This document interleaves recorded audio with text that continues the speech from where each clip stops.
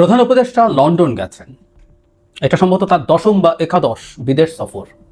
মানে 9-10 মাসের মধ্যে গড়ে প্রতি মাসে একবার করে তিনি বিদেশে যাচ্ছেন। এটা নিয়ে ফিসফাস কিছুটা হলেও এটা আস্তে আস্তে এখন বেশ জোরে সোরে প্রশ্ন ওঠা শুরু করেছে, তিনি এত বিদেশে কেন যাচ্ছেন।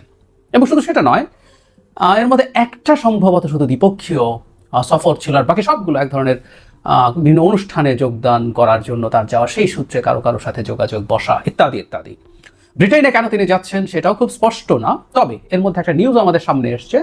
তার জনাব তারেক রহমান বিএনপির ভারপ্রাপ্ত চেয়ারম্যানের সাথে বৈঠকের কথা আছে। আমি ব্যক্তিগতভাবে মনে করি বৈঠকটা যদি হয় এবং এটা যদি ফলপ্রসূ হয়, জাস্ট বৈঠকের জন্য বৈঠক এরকম না হয়, যদি ফলপ্রসূ কোনো বৈঠক হয় তাহলে আমি তার এই সফরটাকে আর যে কোনো সফরের চাইতে অনেক বেশি সফল এবং সার্থক সফর বা প্রয়োজনীয় সফর বলেও মানতে প্রস্তুত আছি। এখানে মোটামুটি জানানো হয়েছে লন্ডনে আমরা আসবো জনাব তারেকের সাথে তার সফর নিয়ে, বৈঠক নিয়ে, কিন্তু মোটামুটি জানানো হয়েছে তিনি প্রিন্স চার্লসের কাছ থেকে একটা পুরস্কার নেবেন। তাছাড়াও খুবই সারপ্রাইজিং, বিবিসি বাংলা থেকে পড়ছি, এখানে কর্মসূচির তালিকায় কি আছে এরকম একটা সাবহেডিংয়ে বলা হচ্ছে, অধ্যাপক মোহাম্মদ ইউনূসের এই সফরের কর্মসূচিকে সরকারের সূত্রগুলো কনফিডেন্সিয়াল উল্লেখ করেছে, বিস্তারিত জানাতে রাজি হয়নি। উনি কনফিডেন্সিয়াল সফরে যাচ্ছেন, তারা কোনো ধারণা পায়নি যারা সফরে যাচ্ছেন এমন অনেকেই। তবে এই সফর এবারে বেশি গুরুত্ব পাচ্ছে রাজার কাছ থেকে প্রধান উপদেষ্টার হারমোনি অ্যাওয়ার্ড গ্রহণের বিষয়টি। চার্লসের সাথে দেখা করবেন, অ্যাওয়ার্ড নেবেন, এছাড়া আসলে তেমন কিছু বলা হয় না। এছাড়া তিনি প্রাইভেট অডিয়েন্স কিংস চার্লসের সাথে একান্ত বৈঠক করবেন এবং যুক্তরাজ্যের শীর্ষ সরকারি কর্মকর্তাদের সাথেও বৈঠক করবেন ইত্যাদি ইত্যাদি। মানে খুব গুরুত্বপূর্ণ কোনো কিছু। কিয়ার স্টারমার মানে ব্রিটিশ প্রাইম মিনিস্টারের সাথেও এটা মোটামুটি নিশ্চিত হয়েছে। মানে পুরস্কার নেওয়াটা প্রধান, কিন্তু কনফিডেন্সিয়াল। আমি আসলে জানি না, কোনো পত্রিকায় বলা হয়েছে তিনি বাংলাদেশের পাচারকৃত সম্পদের ব্যাপারে আলাপ করতে চান বা এসব করবেন। আমাদের খুব অবাক লেগেছে। ডক্টর ইউনূসের প্রচুর চ্যানেলস আছে, প্রচুর যোগাযোগ আছে, দ্যাটস ফর শিওর, কিন্তু এই চ্যানেলগুলো অ্যাক্টিভেট করার জন্য বাংলাদেশের এই যে বিভিন্ন পাচার করা হয়েছে সেই সম্পদ, আমরা দেখেছি কিছুদিন আগে সালমান এফ রহমানের পুত্রের ফ্ল্যাট বাজেয়াপ্ত করা হয়েছে, এরকম যেসব স্টেপসের প্রয়োজন সেগুলো তার একটা ফোন কলই যথেষ্ট। তাকে যে গিয়ে এই পাচারকৃত সম্পদ উদ্ধারের চেষ্টা করতে হবে কেন, সেটা গুরুত্বপূর্ণ প্রশ্ন। এবং দিনের শেষে এটা দাঁড়ালো তিনি একটা অ্যাওয়ার্ড নিতে যাচ্ছেন এবং রাষ্ট্রীয় খরচে। আগে প্রফেসর ইউনূস যেভাবে যেতেন সেটা তার ব্যক্তিগত সফর ছিল, নিজের খরচে অথবা আয়োজকদের খরচে তিনি যেতেন। তিনি এখন যখন রাষ্ট্রের খরচে সফরগুলো করেন, তাকে আসলে এই জিনিসগুলো কি কারণে হয়েছে, রেজাল্ট কি হয়েছে, এই জিনিসগুলো জনগণের সামনে জেনুইনলি উপস্থাপন করতে হবে। জাপানে গেলেন কয়দিন আগে, খুব সিগনিফিক্যান্ট কিছু ছিল কি? আমার কাছে মনে হয়নি। যাই হোক, এই প্রশ্নগুলো সরিয়ে রেখে এখন প্রধান জায়গাটায় আসি। আমি বরং মনে করি এবার লন্ডনে তিনি যে যাচ্ছেন, ইনফ্যাক্ট এটা এমন না যে তিনি এটাকেই সবচেয়ে গুরুত্ব দিয়েছিলেন, সেটা নয়, বরং এটা জানা যাচ্ছে, বিবিসি বাংলার এই রিপোর্টই আছে বা অনেক জায়গায় রিপোর্টটা এসছে, বিএনপির পক্ষ থেকে সূত্রগুলো জানিয়েছে যে প্রধান উপদেষ্টা নিজে জনাব তারেক রহমানের সাথে বৈঠক করতে চেয়েছেন। আচ্ছা, এখানে খুব জরুরি কয়েকটা ব্যাপার আছে, যে এই বৈঠকটা জেনুইনলি সরকার বা প্রধান উপদেষ্টা চাইছেন কিনা, বিএনপি এবং আরো স্পেসিফিকলি যদি বলি বিএনপি যিনি এখন ডিফ্যাক্টো লিডার জনাব তারেক রহমানের সাথে তার দূরত্ব কমিয়ে আনতে তিনি চান কিনা। দূরত্ব একটা তৈরি হয়েছে ফর শিওর। বিএনপির সাথে সাম্প্রতিক সময়ে প্রধান উপদেষ্টার পক্ষ থেকে, সরকার তো বটেই, সরকার নানা সময় এটা করেছে এবং সর্বশেষ জাপানে তিনি যেভাবে একটি মাত্র দল ডিসেম্বরে নির্বাচন চায় না, তারা সংস্কার বাদ দিয়ে, দুটোই ভুল কথা, বিএনপি সংস্কার চায়, খুব কোর কিছু কনস্টিটিউশনাল রিফর্মের বাইরে সব সংস্কার তারা মেনে নিয়েছে। আর শুধু একটি দল না, বরং একটা মাত্র দল, যেটা প্রধান উপদেষ্টার দল বলেই অনেকে মনে করে, এনসিপি, ডিসেম্বরে নির্বাচন চায় না, বাকি সবাই চায় অথবা আপত্তি নেই এই অবস্থায়। তো বিএনপিকেও তিনি আক্রমণ করেছেন। তাতে বোঝা যায় এতদিন ধরে বিভিন্ন উপদেষ্টা বিএনপিকে ইঙ্গিত করে কিংবা সরাসরি যে ধরনের মন্তব্য করেছেন, আচরণ করেছেন, সেগুলোতে তার সায় আছে, সেগুলো তার অংশগ্রহণও বলা যেতে পারে। কারণ বিএনপির সাথে যখন বৈঠক করলেন তখন আসিফ মোহাম্মদ সজীব ভুঁইয়াকে রাখা নিয়ে অনেক আলাপ আমাদের মধ্যে হয়েছে, জনাব মোহাম্মদ ইশরাককে মেয়র না দেওয়া, এগুলো সবগুলো সরকারের সর্বোচ্চ পর্যায়ের সিদ্ধান্ত। যাই হোক, এই যখন পরিস্থিতি, তখন আমি আশা করব যে বৈঠকটা হবে। এখনো শতভাগ নিশ্চয়তা দেওয়া হয়নি, কিন্তু বৈঠকটার কয়েকটা শর্ত আছে বলে আমার মনে হয়। প্রথম শর্ত হচ্ছে এই বৈঠকটা হতে হবে একেবারে 1-to-1, প্রধান উপদেষ্টা এবং জনাব তারেক রহমানের বাইরে সে বৈঠকে আর কেউ থাকবেন না। আমি মনে করি যদি একটা এফেক্টিভ বৈঠক হতে হয় সেরকম বৈঠক হতে হবে। শুরুতে কিছু আনুষ্ঠানিক কথাবার্তার সময় অন্যরা থাকতে পারেন, কিন্তু এই দুইজন একান্তে বসতে হবে এবং দুজনের খুব মন খুলে কথা বলতে হবে।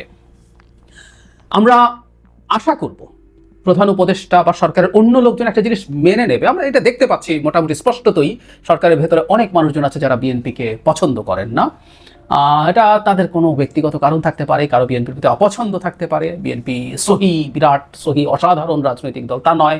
বহুবার বলেছি বিএনপি আগামী নির্বাচনে ক্ষমতায় আসার পরও বাংলাদেশ দুর্দান্ত গণতান্ত্রিক দুর্নীতিমুক্ত দেশ হয়ে যাবে, সুশাসনের বন্যা বয়ে যাবে। আমি তা মনে করি না। আমরা প্রবলেমের মধ্য দিয়েই চলবো, কিন্তু এটাই একমাত্র পথ। সো এভাবেই আমাদেরকে চলতে হবে। তখন আমরা শোরগোল করবো বিএনপিকে এটা করতে হবে, ওটা করতে হবে, কেন এটা করলো, কেন ওটা করছে না, এসব চলবে। তো যাই হোক, এই দুটো আমি প্রায় বলি যে তিনটা গুরুত্বপূর্ণ পাওয়ার সেন্টার, তাদের একমত হতে হবে, তাদের কোনো না কোনো একটা জায়গায় সমঝোতা হতে হবে। সরকার, বিএনপি, এ দুটো প্রধান, সাথে সেনাবাহিনীকে আমি বারবার বলছি আমি সরকারের চেতে, এটা সরকারের অংশ হলেও সরকারের চেতে একটু বাইরে রেখেই কথা বলতে চাই। কিন্তু সাম্প্রতিক সময় প্রধান উপদেষ্টাকে দেখা গেছে এই দুটোর সাথেই, এই দুটো পাওয়ার সেন্টারের সাথে তিনি লড়াইয়ে নেমেছেন। সো তিনি যদি আসলে চান, মিন করেন, তিনি দূরত্ব দূর করবেন, তারা একান্তে বসা দরকার। কি হওয়া উচিত সেখানে? আমি ধারণা করি প্রধান উপদেষ্টা যে এপ্রিলের নির্বাচনের যে রোডম্যাপের কথা বলছেন, সেটার পেছনে যে যুক্তি তিনি আছে বলে মনে করেন, সেটা সবার কাছে না হোক, তিনি জনাব তারেক রহমানের কাছে ব্যাখ্যা করতে চাইবেন। তারেক রহমানও নিশ্চয়ই তার যুক্তি তাকে দেবেন, কেন তিনি মনে করেন এপ্রিলের নির্বাচনটা সঠিক না, তারা ডিসেম্বরে নির্বাচন চান, বা দুজন আলোচনার মাধ্যমে মাঝামাঝি একটা জায়গায় জানুয়ারি শেষে বা ফেব্রুয়ারির প্রথমে সেটা করা যায় কিনা, সেটাও বেরিয়ে আসতে পারে। বিএনপির কিছু কিছু জায়গায় নিশ্চয়ই কিছু রেড লাইন্স আছে। বিএনপি সেই রেড লাইনগুলো জনাব তারেক রহমানের উচিত হবে জানানো, এটা বিএনপি দল হিসেবে এবং রাষ্ট্রের স্বার্থে। কারণ ডক্টর ইউনূসের সাথে বেশ কিছু মানুষ যুক্ত হয়েছেন যারা এই রাষ্ট্রের ক্ষতি করে হলেও ক্ষমতা টিকিয়ে রাখা বা এক্সটেন্ড করতে চাইছেন। এটা ভাবার যথেষ্ট যৌক্তিক কারণ আছে। একই সাথে আমাদের প্রধান উপদেষ্টারও তো নিশ্চয়ই চাওয়ার কিছু আছে। তিনি ক্রুশিয়াল সময়ে যখন দায়িত্ব নিয়েছেন, তার নিশ্চয়ই কিছু চিন্তা আছে। সেই চিন্তাগুলো কি, তিনি আসলে কি চান? মানে আমরা সামনে যে ফাইটটা দেখছি, এটা আসলে উপসর্গ, এটা রোগ না। রোগ হচ্ছে দুই পক্ষই পরস্পরের কাছে কিছু ছাড় চায় সম্ভবত। এটা প্রধান উপদেষ্টা কি এনসিপির জন্য কিছু ছাড় চান, নাকি প্রধান উপদেষ্টা সরকারের জন্য কিছু ছাড় চান, নাকি আমি সরাসরি যদি বলেও ফেলি, প্রধান উপদেষ্টা বেশ কিছু প্রতিষ্ঠানের অনুমতি নিয়েছেন, ব্যবসা নিয়েছেন, ভবিষ্যতে তিনি গ্রামীণে ফিরে যাবেন, তাই যদি হয় তার সেই প্রতিষ্ঠানগুলো ভবিষ্যৎ নিয়ে কোনো রকম কোনো চিন্তা তার আছে কিনা, দুশ্চিন্তা আছে কিনা, বিএনপি যদি সরকার গঠন করে সেই ব্যাপারে, বা আরও কিছু, হোয়াট এভার ইট ইজ। দুজন মানুষ যখন একসাথে বসবেন, মন খুলে তারা যদি কথা বলেন, আমি বিশ্বাস করি সমস্যার সমাধান হওয়া খুবই সম্ভব, খুবই সম্ভব। আমি আশা করি তারা সেটা করবেন। আবারও বলছি, এই বৈঠক হতে হবে 1-to-1, একদম একান্তে। তাহলে দুজন মানুষ তাদের পরস্পরের প্রতি ইভেন কোনো ক্ষোভও যদি থাকে, সেটা প্রকাশ্যে পরস্পরকে বলে দিতে পারবেন এবং তারা তাদের মধ্যে জিনিসগুলো মিটিয়ে নিতে পারবেন। সো আমি আশা করব, আমি চাই, ভীষণভাবে চাই যে এই দুটো শক্তির মধ্যে এই ধরনের আন্ডারস্ট্যান্ডিং হওয়া উচিত। আমি সত্যিই মনে করি এই দুই ব্যক্তির উপরে প্রধানত, এবং সাথে অবশ্যই জনাব ওয়াকারুজ্জামান আমাদের সেনাপ্রধান আছেন, এই তিন ব্যক্তি ওপরে আমাদের ভবিষ্যৎ, রাষ্ট্রের ভবিষ্যৎ, গণতান্ত্রিক ট্রান্সফরমেশনের ভবিষ্যৎ নির্ভর করছে।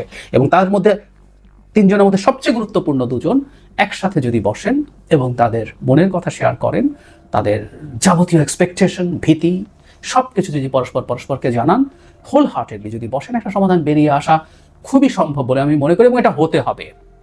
সরকারের কেউ যদি মনে করে থাকেন বিএনপির মতো একটা বিরাট শক্তিকে দূর করে রেখে, দূরে সরিয়ে দিয়ে তারা সামলে ফেলবেন, বিএনপিকে ভেঙে ফেলবেন, বিএনপিকে চাপের মধ্যে রেখে অনেক কিছু করে ফেলতে পারবেন, তারা স্রেফ বোকার স্বর্গে বাস করছেন, স্রেফ বোকার স্বর্গে বাস করছেন। প্রধান উপদেষ্টার বোঝা উচিত এই সব লোকজনের পাল্লায় পড়াটা ইটসেলফ একটা ডিসক্রেডিট, ভুল বোঝানো তত্ত্ব। আমি প্রায় বলি যে মানুষটা যদি এসব লোকজনের পাল্লায় পড়ে ভুল বোঝেন, সেই মানুষটা জাতির এই ক্রান্তি লগ্নে দায়িত্ব নেওয়াটা উচিত হয়েছে কিনা এই প্রশ্ন চলে আসবে। তাকে তার নিজের বুদ্ধি, জ্ঞান, বিবেচনা ব্যবহার করতে হবে।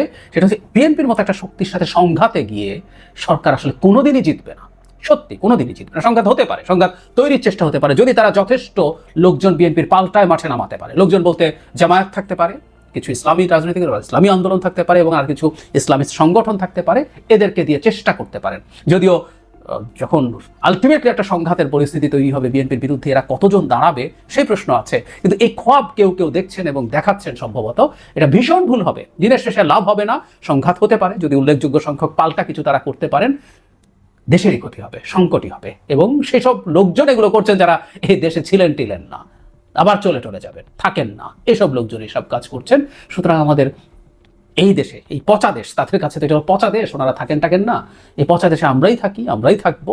সো আমরা চাই না আমাদের কোনো শক্তির সাথে আরেক শক্তির কোনো সংঘাত তৈরি হোক। এবং ডক্টর ইউনূসের জন্য সবচেয়ে বড় স্টেক হচ্ছে তার অর্জিত যে সম্মান। এই মানুষটাকে মানুষ সম্মান করে এবং তার উপর আস্থা রাখে।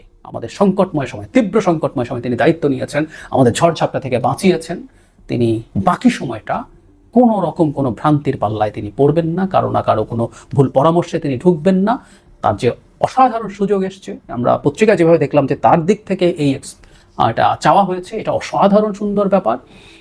জনাব তারেক রহমানের সাথে তিনি বসুন, তিনি বসে, উনি তার ফাদার ফিগারের মতো একজন মানুষ, তার সাথে বসে এই সব কিছু তারা ঠিক করে নিন। যদি সেটা হয়, শুরুতে যেটা বলেছিলাম, সম্ভবত সবচেয়ে গুরুত্বপূর্ণ সফর হবে প্রধান উপদেষ্টার এটা। এর চাইতে গুরুত্বপূর্ণ সফর আগেও হয়নি, সামনে তিনি যদি আরও কোথাও যান সেগুলোও হবে না। আমরা আশা করি সবচেয়ে ভালোটাই হবে।